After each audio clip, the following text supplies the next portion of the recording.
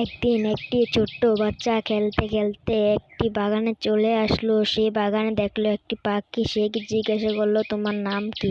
কিন্তু একটি শিকারী পাখিটাকে মেরে ফেললো।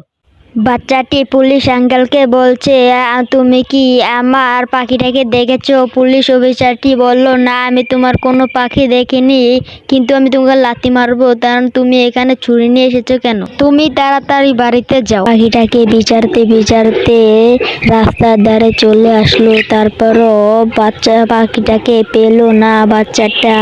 বাচ্চাটা দৌড়ে দৌড়ে যাচ্ছে পাখিটাকে বিচারতে, হাতে বন্দুক নিয়ে। কারণ ও পাখিটাকে বিচারবে, তাই দৌড়ে দৌড়ে যাচ্ছে। দেখি তো পাখিটা এখানে আসেনি, গাছটার উপরে, জঙ্গলটার ভিতরে তো থাকতেও পারে। দেখি তো, কিরে, তান্ত্রিকে আমার পাখিটাকে মারছে।